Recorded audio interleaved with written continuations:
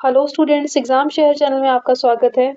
जैसा कि आप लोगों को पता है कि हम पॉलिटिकल साइंस की इम्पोर्टेंट सीरीज कर रहे हैं जिसमें हम लोग सारे इम्पोर्टेंट टॉपिक्स को डिस्कस कर रहे हैं। तो आज का हमारा जो टॉपिक है वो रहेगा फंडामेंटल ड्यूटीज। हमारे टॉपिक का नाम है मौलिक कर्तव्य। हिंदी में मैं अगर बात करूं, इंग्लिश में से हम बोलते हैं फंडामेंटल ड्यूटीज। ठीक है। तो सबसे पहले ध्यान रखना है कि फंडामेंटल ड्यूटीज आपके कौन से पार्ट में है। तो ये है आपका पार्ट 4A। तो स्टार्टिंग से ध्यान रखना है कि अगर मैं बात करूँ पॉलिटिकल साइंस में आपको कमांड बनानी है तो पहले 5-6 जो पार्ट्स हैं उसमें आपको बहुत अच्छे से तैयार होना चाहिए वो। तो आपको पता है टोटल कितने पार्ट्स हैं? 25 पार्ट हैं। ठीक है। और जिसमें से पार्ट फर्स्ट है, ये मैं बता देती हूँ किसके बारे में है। Union and it's territories. ठीक है, ये हम लोग ने पढ़ा था। उसके बाद पार्ट सेकंड क्या कह रहा है? सिटीजनशिप के बारे में। ठीक है। पार्ट थर्ड क्या कह रहा है? पार्ट थर्ड बता रहा है फंडामेंटल राइट्स के बारे में। अच्छा, एक और चीज़ याद रखना कि इसको रोमन में लिखे तो ज़्यादा बेटर है, क्योंकि हमारे संविधान में जैसे लिखा है हमें वैसे ही लिखना चाहिए। ठीक है। पार्ट थर्ड में क्या है? आपका फंडामेंटल राइट्स है। पार्ट फोर्थ में आपका है डीपीएसपी। डीपीएसपी मतलब directive principles of state policy. और अभी जो हम लोग पढ़ने जा रहे हैं वो है पार्ट 4A। और 4A में जो हम लोग मैंने बताया अभी आपको वो क्या है? आपका फंडामेंटल ड्यूटीज़ है। तो अभी आप बच्चों, जो बच्चे बिल्कुल नए हैं वो जानते हैं कि चलो उन्होंने पढ़ रखा है, पर उनको मैं एक चीज़ बता दूं कि ये ए जो लिखा है ये ए क्यों लिखा गया है। ध्यान रखना, कॉन्स्टिट्यूशन में जो भी ABCD ये सारी चीज़ें होती हैं, इसका मतलब वो जो पार्ट है, जो ABCD जो सॉर्ट ऑफ डाल रखा है, वो शुरू के जो संविधान बना था शुरू से उसमें नहीं था। यानी कि वो ओरिजिनल कॉन्स्टिट्यूशन में नहीं है। वो चीज़ कैसे डाली गई है? वो चीज़ अमेंडमेंट के थ्रू डाली गई है। ठीक है। यानी कि हम लोग ने संविधान में कोई चेंजेस करे हैं और उसके थ्रू ही हमने वो पार्ट या वो भी आर्टिकल्स डाला है। ठीक है। तो अब पार्ट 4A है, तो सबसे पहले इसका क्वेश्चन यही बनता है कि ये पार्ट जब शुरू से नहीं था कॉन्स्टिट्यूशन में तो कौन सी अमेंडमेंट के थ्रू ये आया था? तो ये ध्यान रखना है हमारा 42nd अमेंडमेंट एक्ट। ठीक है। 42nd amendment, constitution amendment act 1976 के थ्रू इस पार्ट को डाला गया है। ठीक है। अब 1976 में किसकी गवर्नमेंट थी? इंदिरा गांधी की। कभी कभी ऐसे भी पूछा जाता है। ठीक है। और आपको पता है ये भी बात कि 42nd अमेंडमेंट एक्ट को हम क्या बोलते हैं? मिनी कॉन्स्टिट्यूशन भी कहा जाता है, क्योंकि इस टाइम पे बहुत सारी चीज़ें आपकी जोड़ी गई थी और कुछ चीज़ें आपकी जो भी डिलीट वगैरह करी गई थी। तो बेसिकली बहुत सारे अमेंडमेंट्स लाए गए थे।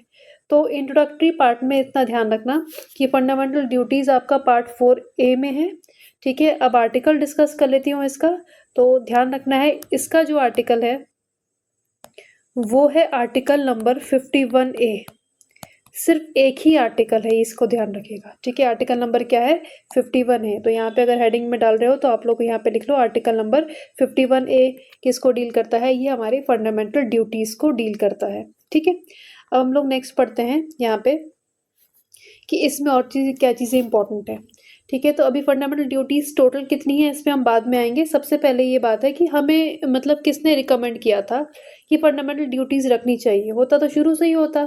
तो इसका मतलब एक कमेटी बनाई गई थी। तो कमेटी एग्जाम में पूछते हैं कि वो कमेटी किसकी है। तो ध्यान रखना है वो कमेटी है तुम्हारे सरदार स्वर्ण सिंह कमेटी। ठीक है। क्या नाम है? सरदार स्वर्ण सिंह कमेटी। ये कमेटी का नाम है जिसने रिकमेंड किया था। इसने रिकमेंड किया था क्या? कि भाई हमारे संविधान में क्या होना चाहिए? फंडामेंटल ड्यूटीज़ भी ऐड करिए। तो फिर इंदिरा गांधी की गवर्नमेंट ने क्या करा था? आपका 1976 में के अमेंडमेंट के थ्रू इसको ऐड करा था। तो एक बार फिर से रिवाइज कर लेते हैं। Part 4A। ठीक है। Article number 51A। और कमेटी जो है वो कौन सी है आपकी? वो है स्वर्ण सिंह कमेटी। ठीक है। तो ये सारी बातें हमारी यहाँ पे हो जाती हैं। अब हम आगे जो नेक्स्ट चीज़ पढ़ते हैं, एक और उससे पहले मैं आपको फंडामेंटल ड्यूटीज़ टोटल कितनी होती है ये बताती हूँ। ठीक है। टोटल फंडामेंटल ड्यूटीज़ हमारी कितनी है? टोटल हैं 11। ओके। तो अब 11 को एक तो ये याद रखना कि टोटल फंडामेंटल ड्यूटीज़ 11 हैं। कहाँ से कहाँ तक हैं? ए से लेकर के के तक। ठीक है। तो यानी कि ABCDEFGHIJK। तो टोटल 11 है। और एक और चीज़ याद रखनी है कि शुरू से जब ये 42nd अमेंडमेंट आई थी तब सिर्फ 10 थी, और एक जो फंडामेंटल ड्यूटी थी वो हम लोगों ने बाद में ऐड ऑन की थी। अब बाद में ऐड ऑन की थी, इसका मतलब वो भी हम लोग ने किसी अमेंडमेंट के थ्रू डाली होगी। तो ये ध्यान रखना है कि किस अमेंडमेंट के थ्रू डाली है, वो जब मैं वाला पढ़ाऊंगी तब आपको बताऊंगी आगे। ठीक है। तो इतना ध्यान रख लिया आप लोगों ने। अब हम नेक्स्ट आगे बढ़ते हैं। तो स्टूडेंट्स, जैसे कि मैंने आपको बताया कि टोटल फंडामेंटल ड्यूटीज़ कितनी होती हैं। टोटल फंडामेंटल ड्यूटीज़ हैं हमारी 11, ए से लेकर के के तक। तो जब भी आपको स्क्रीन दिखाई दे रही है, वहाँ पे आप लोग देख रहे हो कि सारी की सारी फंडामेंटल ड्यूटीज़ यहाँ पे मेंशन है। आप लोग क्या करोगे, इस सारी की सारी फंडामेंटल ड्यूटीज़ को अपनी कॉपी पे as it is note down करोगे। घबराने की ज़रूरत नहीं है कि कितना बड़ा है, क्या है, फिलहाल बस नोट डाउन करो। और उसके बाद जब प्रिपरेशन मतलब उसको याद करने की कोशिश करोगे, तो देखो मैंने कुछ वर्ड्स को हाईलाइट कर रखा है, ठीक है। अभी मैं जो समझा रही हूँ उसको समझ लेना, और उसके बाद फिर उसको जब रिवाइज करोगे तब आपको इजी से समझ में आ जाएगा, ठीक है। क्योंकि क्वेश्चंस फंडामेंटल ड्यूटी से आते हैं और बहुत ईजी होते हैं, करना बहुत आसान है। बच्चे पढ़ के नहीं जाते हैं, इसलिए उनको थोड़ा सा लगता है कि कहाँ से आ गया, ठीक है। बहुत ईजी है, मैं आपको बताऊंगी क्वेश्चंस भी कैसे आते हैं। तो अब देखो, सबसे पहले फंडामेंटल ड्यूटी है हमारी to abide by the constitution and its ideals institution, national flag and national anthem, ठीक है। तो अब देखो ये क्या बता रहा है कि नेशनल फ्लैग को रिस्पेक्ट करना चाहिए और नेशनल एंथम को रिस्पेक्ट करना चाहिए। अब एग्जाम में क्या पूछ लेगा, वो बोल देगा भाई नेशनल सॉन्ग को भी रिस्पेक्ट करना चाहिए, ठीक है। अभी देखो बिल आ रखा है वंदे मातरम का, ओके, लेकिन अभी बात ऐसा नहीं हुई है, ठीक है। अभी एड ऑन कुछ नहीं हुआ है, अभी कोई अमेंडमेंट नहीं हुई है, तो अभी उस पर फोकस मत करना। सिर्फ सीधे फंडामेंटल ड्यूटी में किसके बारे में लिखा गया है, नेशनल फ्लैग के बारे में लिखा गया है, नेशनल एंथम। तो नेशनल एंथम के बारे में जैसे जानते हो आप लोग कि जन गण मन है, ठीक है। तो जैसे वो बजना मतलब जो बजता है, कोई गाता है राष्ट्रीय गान, तो हम सीधे खड़े हो जाते हैं, ठीक है। बैठना नहीं चाहिए उस टाइम पे। फिर वो किसकी ड्यूरेशन कितनी है, ये भी मुझे कमेंट सेक्शन में बताना कि जन गण मन कितने देर में खत्म होना चाहिए, वो भी उसकी रिस्पेक्ट है। अगर आप 1 मिनट या खींच रहे हो लगातार, तो वो उसकी डिसरिस्पेक्ट है, ठीक है। एज जैसे ही सेम है आपका नेशनल फ्लैग के बारे में। तो नेशनल फ्लैग के बारे में भी ध्यान रखना है कि किस हिसाब से कहीं रोड वोड पे पड़ा नहीं होना चाहिए, ठीक है। आप उसकी डिसरिस्पेक्ट नहीं कर सकते, ये हमारी फंडामेंटल ड्यूटीज है। अब आपको एक चीज बता दूं, अगर ऐसा हो रहा है तो ऐसा नहीं कि कोर्ट चले गए, ठीक है। ये आपका जो फंडामेंटल ड्यूटी पार्ट 4A है वो एनफोर्सिएबल नहीं है, ठीक है। इसको ले जाकर के आप कोर्ट नहीं जा सकते हो, ये खाली हमारे कर्तव्य है। होता नहीं कि आपका कि दिल कैसा है, दिल कैसा मानेगा कि आपका नेशनल फ्लैग जो है वो उसका कोई डिसरिस्पेक्ट कर रहा है, तो वो वाली बात है, ये आपकी कर्तव्य है, ठीक है। तो इसको लेकर के आप कोर्ट नहीं जा सकते, 4A को लेकर के आप कोर्ट नहीं जा सकते, ठीक है। तो हमारी नेक्स्ट फंडामेंटल ड्यूटी है to cherish and follow the noble ideals which inspired our national struggle for freedom, ठीक है। अब जो फ्रीडम फाइटर्स वगैरह थे, जो भी आपके आइडियल्स थे, तो जो भी उनके थॉट्स वगैरह थे, अब ऐसा ही नहीं उनको डिसरिस्पेक्ट करनी शुरू कर देनी है, तो ऐसा नहीं करना चाहिए। ये भी हमारी क्या है, एक फंडामेंटल ड्यूटी है। थर्ड है to uphold and protect sovereignty, unity and integrity of India. देखो ये तीनों वर्ड तुम्हारे प्रियम्बल में भी मेंशन थे, यहाँ पर भी आ गए हैं। तो भारत की संप्रभुता, ठीक है, यूनिटी इंटीग्रिटी, इन सबको हमें क्या कहते हैं, प्रोटेक्ट करना चाहिए, ओके। तो एज इट इज वर्ड ध्यान रखना, uphold and protect, fine. Next है to defend the country and render national services when called upon to do so. ये आपकी चौथी फंडामेंटल ड्यूटी हो गई कि हमेशा हमें कंट्री की रिस्पेक्ट मतलब प्रोटेक्शन करनी चाहिए, ठीक है, डिफेंड करना चाहिए। ऐसा कोई भी आगे अपनी कंट्रीज की कमियां निकालनी शुरू कर दी, ऐसा नहीं करना चाहिए। अब देखा आप लोगों ने, जैसे कि रशिया और यूक्रेन का वॉर चला था, ज़ेलेंस्की ने क्या बोला था कि आप वासियों, देशवासियों, आप लोग भी आ जाओ। तो यहाँ पे ही होता है, आप लोगों ने देखा होगा बीच में जब वॉर टाइप की सिचुएशन चली थी, तो ड्रिल चल रही थी हर जगह, ठीक है। तो वो ड्रिल का पर्पस क्या था कि हम इंडियन सिटीजन को भी रेडी रहना चाहिए कि कभी भी हमारे देश को जरूरत हो तो हमें अपनी कंट्री के लिए लड़ने को मरने को भी तैयार रहना चाहिए, ठीक है। तो ये आपका फंडामेंटल ड्यूटी 4th है। नेक्स्ट 5th E नंबर पे क्या है, to promote harmony and the spirit of common brotherhood. ये फिर से ब्रदरहुड वाली बात आ गई। आपको पता है वसुधैव कुटुंबकम, हम हमेशा पूरी दुनिया को यही मैसेज देते हैं। G20 वगैरह होती है तभी भी हम यही मैसेज देते हैं। तो यही बात करी गई कि आपस में हमें भाईचारे की भावना के साथ रहना चाहिए, कोई भी धार्मिक मतभेद नहीं करने चाहिए, लैंग्वेज की बेसिस पे लड़ना नहीं चाहिए, रीजन की बेसिस पे नहीं करना चाहिए, तो ये सब नहीं करना चाहिए। साथ में to renounce practices derogatory to dignity of women, ठीक है, ये भी बताया गया है आपके। तो कई बार क्या होता है, खाली यही पोर्शन आ जाएगा और बोल देगा कि ये आपकी फंडामेंटल ड्यूटी है, तो ये ध्यान रखना, हाँ भाई ये हमारी फंडामेंटल ड्यूटी है, ठीक है। वुमेन की रिस्पेक्ट वगैरह, डिग्निटी भी करना भी हमारी फंडामेंटल ड्यूटी है। नेक्स्ट आता है to value and preserve rich heritage of our composite culture. अब रिच हेरिटेज आपको पता है, ठीक है, कई बहुत लाल किला है, ठीक है, हिस्टोरिकल मॉन्यूमेंट्स है हमारे पास, अलग अलग अशोका के स्तूप है, फाइन ना, तो अब इन सबको जा करके ऐसा नहीं कि पब्लिक प्रॉपर्टी है तो अब आप लोग जा करके स्पिटिंग कर रहे हो या कुछ भी उसका कूड़ा-वूड़ा फेंक रहे हो, ठीक है? ऐसा नहीं करना चाहिए और अपने जो कल्चर वगैरह है उसको हमें प्रिज़र्व भी करना चाहिए, ठीक है? तो रिच हेरिटेज जो हमारी है, तो ये सीधे जो लैंग्वेज दे रखी है वो क्या दे रखी है? To value and preserve the rich heritage of our composite culture. ठीक है। नेक्स्ट है आपका जी नंबर पे तो यानी कि आपकी कितनी होगी 5 है। 7वीं नंबर की आपकी जो फंडामेंटल ड्यूटी है वो ये है to protect and improve the natural environment. देखो एनवायरनमेंट की बात बहुत करी गई है, ठीक है। अब इसमें forest, lakes, rivers, wildlife सब के बारे में बात करी गई है, ठीक है। और एक है आपकी फंडामेंटल ड्यूटी जी के अंदर ये to have compassion for living creatures, ठीक है। अब जो भी आपके लिविंग क्रिएचर्स हैं, कोई भी जानवर भी हो, अब लोग क्या करते हैं बंदर को पूंछ से उठा, कुत्ते को पूंछ से उठा करके उसको नचाने लगते हैं या बंदर को बहुत परेशान करते हैं, तो ये सब चीज़ें नहीं करनी चाहिए, ठीक है। वो भी आपके लिविंग बींग्स हैं, तो ये बता रहे हैं कि हमारे अंदर भावना होनी चाहिए, ठीक है। मानवता की भावना होनी चाहिए, ठीक है। एहसास होना चाहिए आपके दिल के अंदर सबके प्रति, to have compassion for living creatures, okay. तो अब एग्जाम में क्या होता है, सिर्फ यही ड्यूटी दे देंगे, बोल देंगे 4 ड्यूटी में से कौन सी ड्यूटी है या कौन सी ड्यूटी नहीं है, तो उसमें से जरूर नहीं है कि ये पूरा दें, सिर्फ यही लाइन दे दी उन्होंने, to have compassion for living creature is a fundamental duty. क्या ये सही है या गलत है? तो ध्यान रखना है, हाँ भाई ये भी सही है। तो आप लोग कई बार ऐसा कर सकते हो कि इसको पॉइंटर्स में भी नोट कर सकते हो, ठीक है। सपोज आपने जी लिखा और उसका सब पॉइंटर ये to have compassion for living creatures बना दिया।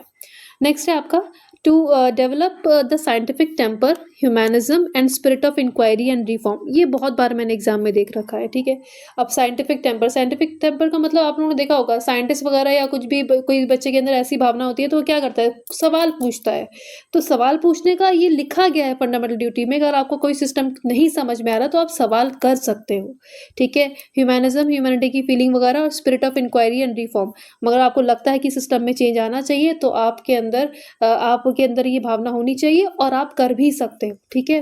तो आपके अंदर ये स्पिरिट होनी चाहिए of inquiry and reform. Inquiry करिए और रिफॉर्म ला सकते हो, आप क्रांति ला सकते हो अगर आपको लग रहा है कि ज़रूरत है देश को। तो ये भी आपकी क्या है, फंडामेंटल ड्यूटी है।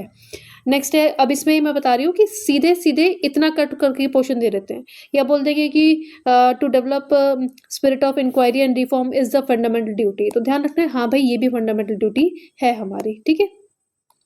अब आगे नेक्स्ट पढ़ते हैं, हमारे आई नंबर की फंडामेंटल ड्यूटी वो क्या है, ये बता रहा है to safeguard public property and to abjure violence, ठीक है। देखो दोनों को आप अलग अलग डिव्स में डिवाइड कर सकते हो।